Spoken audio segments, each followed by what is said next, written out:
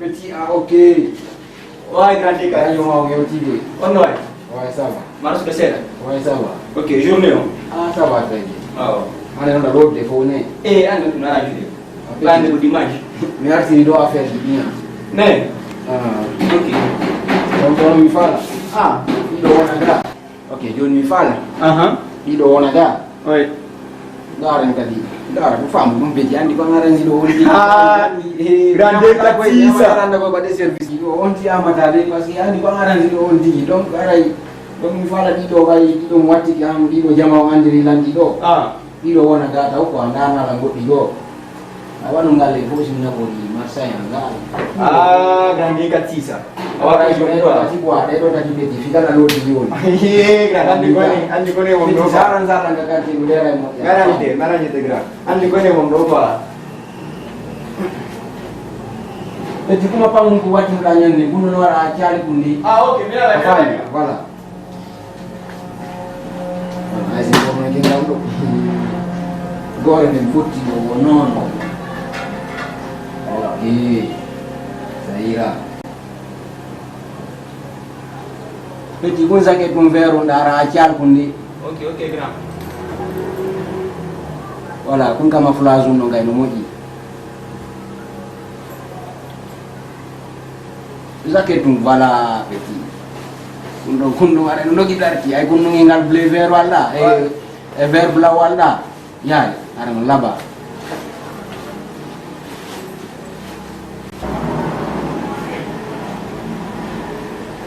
Pediatra fuori sa kunan da mora parte. Ok, ok, grand. Lo mi tu tua per no.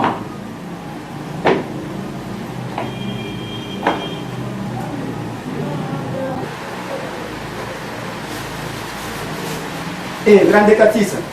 Io lo sa tanto mi qua, io mi fa la lavoro qua, aprendo ora, apre arme con non credo. Kalau temen kunna. Ah, Oke, pano ko sa kun ko sini artira kun. se lo gra. Apa pa peti una. Ame tawon ko malawan anda wada di kampo wen. Andi ko ne won do qua. Wala mara ala go dum wala. Mo peti aran bilang nilai wala. Aran bilang. Masih Itu. Yo acha o de ti mun ko. Toro ara ngaro igao dimension ko. Ok, ok, grand. Kasi no. Wada tiktak jadi lo ai sa mi disi alla je. Ok, Waktu ya mamu go sa watu ta ko sike go je no. Ada ndata. Ok, ok, grand. Merci beaucoup nani. Yo tike bui.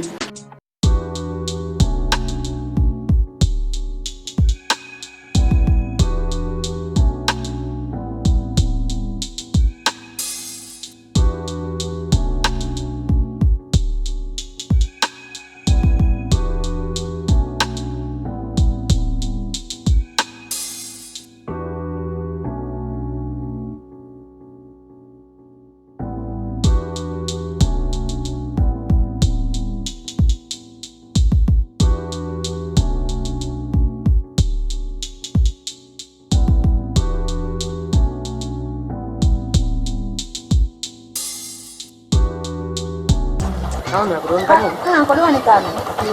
Ono ala chudi. Chodi ana. Ba joni chodi ala jetu yo ke manani. Ok, merci Ko Sergio. ni kama nyani fa la ora yi. Ok, ala. Merci. Ok, merci Sergio. No.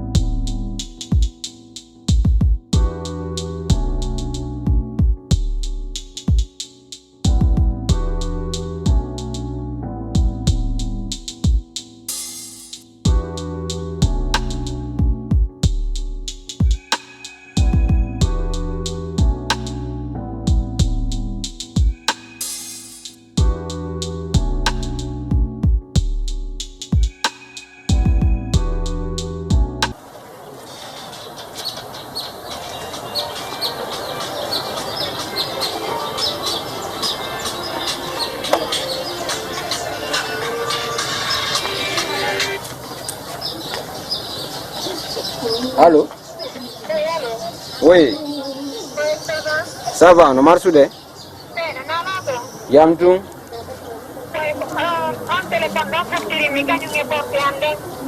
Telefono ngeporte? Telefono tu ngeporte ka on dun kadi?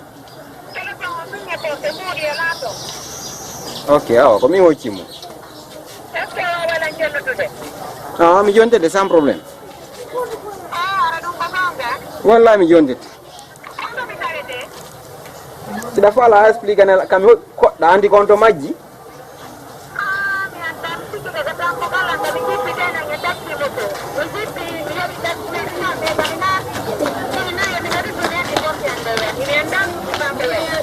Koy dambugal ko romi hocci.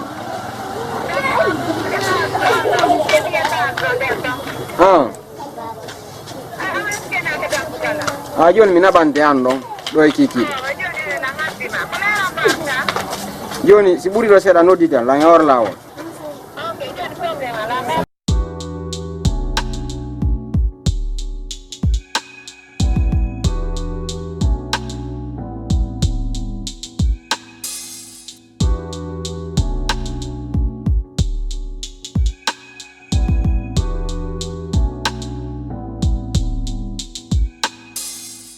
Allah depuis wono ditilangi ni langi mo ade ha jono ne bi de to so jon telango telephone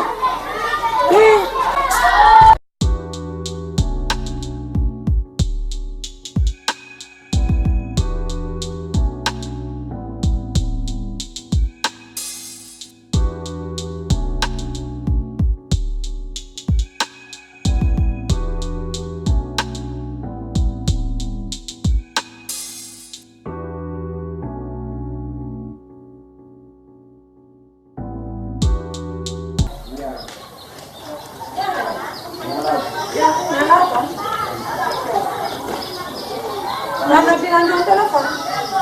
Kami itu. Waru kan?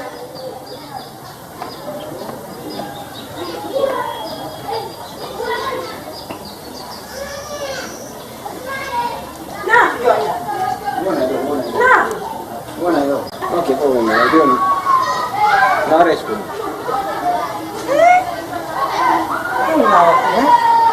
Aduh, nih tuh.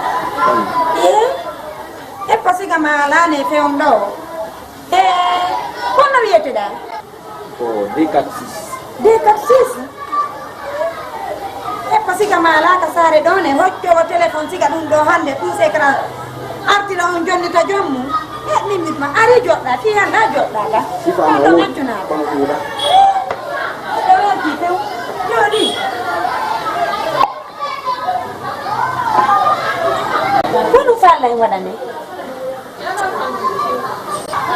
Fi ella wata am kala ko falda wonna wadante ye embassy kama ala andane haysino wodi duda ye Ake mlando ntanti njomba la njomba modi mono do no modi analado be Holland ya kono tun ka gamme do kamin tu e banira nana to jam ukuran dia tom ya dia awa sige wodo wala aku nyan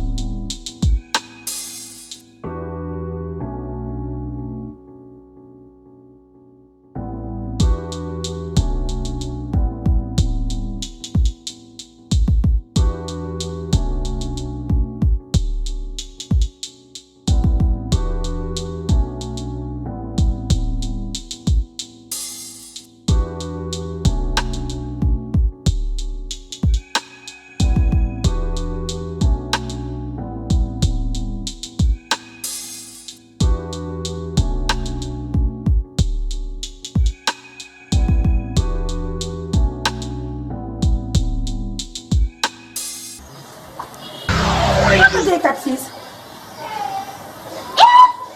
Haro warta jontu golan telepon ang wo jalan. Do mau? Sakong. Teggo motor gua wango la ilaha illallah muhammadu rasulullah sallallahu alaihi wasallam ya ko bandi bi diamu ye la ilaha illallah muhammadu rasul sakango budi andi la jidi modi angadde de la ilaha illallah rasulullah sallallahu alaihi wasallam ya ko modi wi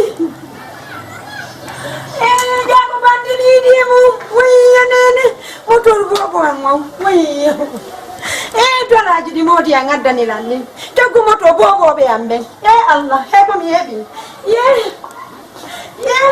ya ko bandi do ina be o wi na ko de taxi so wiete ko wonna ma inde mo andu ko bandi la ilaha illallah muhammadu rasulullah sallallahu alaihi wasallam kono mi hebi hego mi hebi julbe Allah ye la ilaha illallah muhammadu rasulullah sallallahu alaihi wasallam hego bandi wadi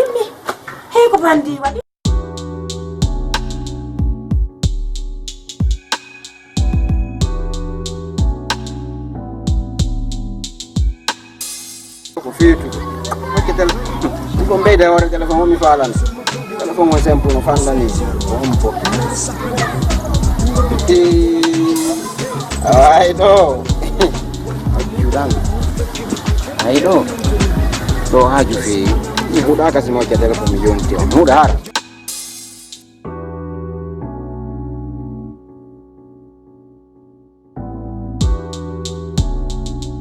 Ça va?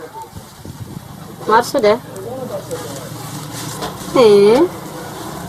Dande ankalla nyiru ma moƴƴano kono e fewɗo ni bébé mara téléphone anta ko téléphone on tekno mi jogiti komi connecteur to kon on téléphone ɗon perdiri la walla mi heɓa téléphone o e bébé a ñando ñan koye yittu chaque fois koye yiiɗi tunga walla tala mi heɓa téléphone ɗin de sa walla tala mi heɓa téléphone connecteur ɗum ara en wata hiide fefefe téléphone nango majji tan ɗo tekno simple mi jogiti ko ɗum de kato walla lam heɓa ɗum ɗo sa wallila jottimi ɗum ɗon na probléme boy ko ɗum mbinduma ɗum ɗo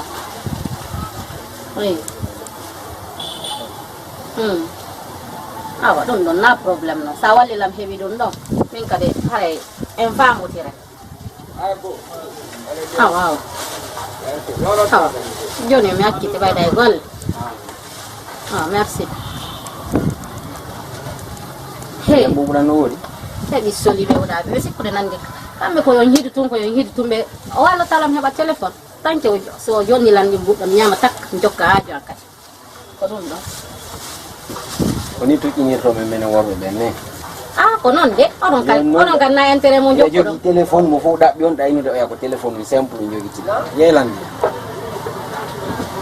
ɗum gorko no tampi rewɓe kadi no tampi nono gorko ɓuri tampude bandirawo sowɓe an oɗo ni a tuƴƴinemo woni formé faala fa ko ɗuɗuɗa na ko mi yoɓo de koko mi yara mi yarata formé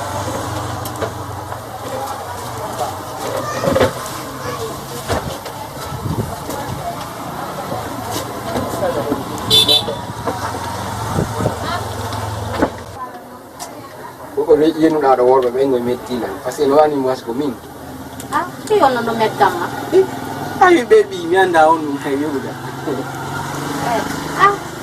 kono ɓe worɓe ɓe on ɗo rewɓe hiɗuɓe on ɓe gon hiɗata ɓen ɗon ko naadaɓe on ɓe hiike ko ɓen ɗon hiɗo ko ɗum ɗo koko woɗɗa ɗo mi digi orange nan annila wawi wadde kono ɓa yenni gorko on mi yennamo de komi yinni ko wallam heɓa téléphone yo noon so wallima heeɓi téléphone e après on sumante noon si yalti ɗon ne ça veut dire min kay nini si mi wallima heeɓi téléphone yaltide ɗum ɗon na probléme noon min lanni min heeɓe téléphone ji min komi yeewo téléphone ji awa sa wallilam heeɓi téléphone ɓe walliɗe sans probléme o station ka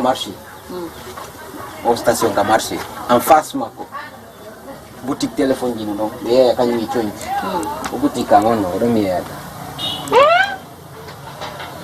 ɗole téléphone ji sa confirme ɗo joni ara yaltida paga e fof confirme a wondema yaltide ne mi arata a yejjita o granji mum tawi ɗanoda ɗo joni a yejjita fi makko da sutilam sa confirme yalde ko ɗo joni immotoɗa yana ɗon téléphone petting on ko jonnoma téléphone arta tawtalan ɗo kadi fiya hoolo par ce que min namanamana de ko terre à terre min ɗum na probléme no si a wallila mi heeɓi téléphone on ɗon mi gara e moto joni a ɓomnoɗa petting on ko noon ɗum noon na probléme min ɗum ko joni on ɗum mi jaɓata raynede de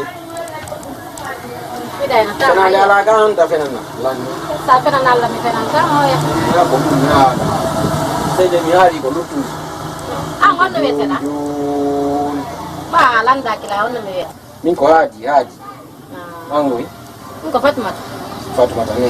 Okay. Fatuma da haji. Kono ya di ka. Halo?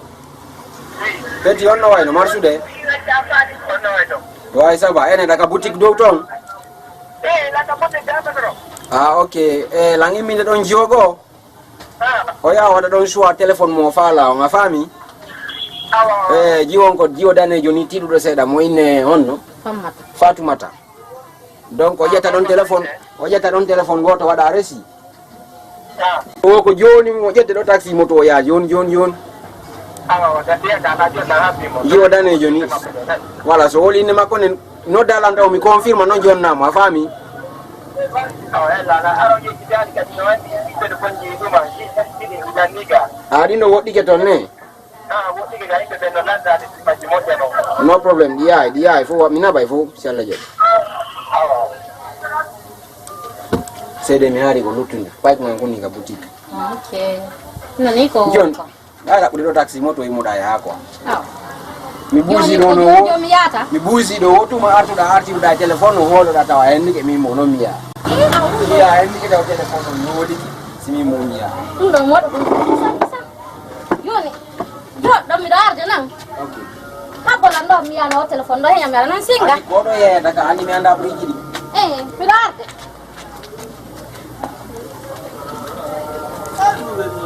Yo no way, ça va? Marsude. Ani inde ma ko onno. Ko bintu. Ko bintu ne. Bintu andi ko mfala. Fala ra kono ndo bantu dimi. Wada semmi didi an semmi goto mi semmi.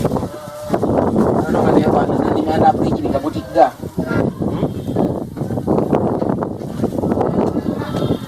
Wada nyama ko buinan.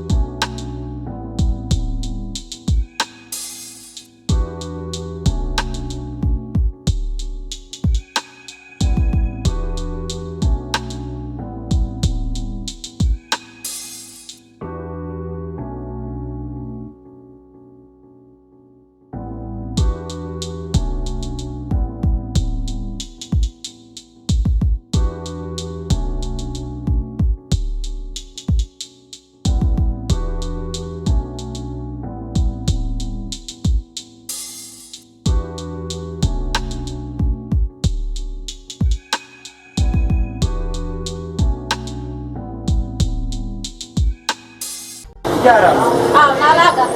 Nada ima. Kung kayo ulang telepon sa palay. Suka. Suka hom. Suka mingira hadi. Wa ko mi harbi suba lo telepon mo mi pala. Nene bata. Téléphone façon fop no ndari do hom bon welu. Téléphone ni mo di dernier catégorie ini.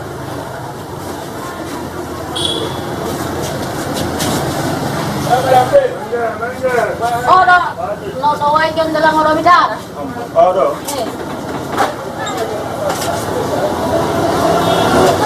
O téléphone mo ini. Dernier marque ay original. Aita.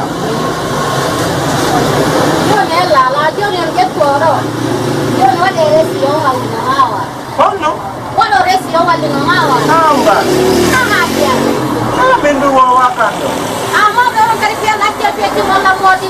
So jonna lan telefono ngatia pela mi ade telefono mi ko sabo telefono. Aki nene. Aki. Oh we mo be. Apela mo. Abi mi jabene. Joni mo be. Ngam podo ngirde fi telefono. Joni habe mi no. Ah bono tumi jabene no di non taw. Ya. Me resi dum ala kando ko terre à terre.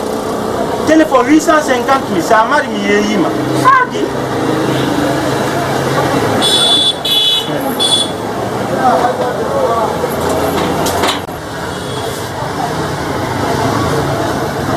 Sala buti ngala ywana lando. Bawno be jube ko ni andande wayelo. Numéro hadi on to da la fejjude. Fejjata go mo la mbudi fejjata. Ayo telephone ma kon dani ka. Idani ko no watta. Haro numéro hadi ala lam fejjirde. Fejjata.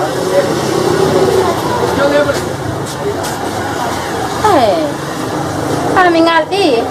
Numéro ngala fejjirde la mo. Mi alen ko fejjal kon to fejjata do. Min ko biti ko terate sa mari kayne sala na ene. Wala immono lando yandi yow.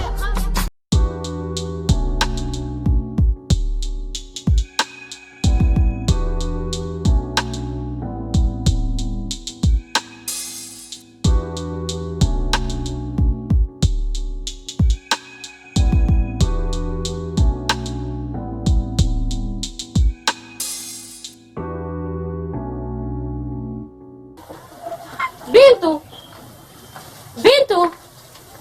Haron to be yari. Tag na ci do fo.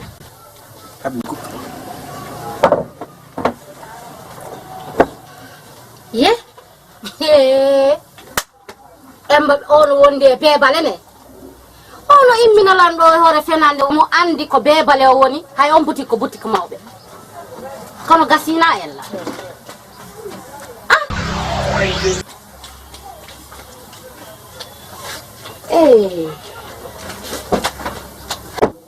Mbut ding ordinateur amo portatif la ilaha illallah muhammadur rasulullah sallallahu alaihi wasallam ono ye harona bodi kunjung kadi la ilaha illallah o jatta beka piji dum waccana lan don jonko kono no min mi gerdata dum do hande.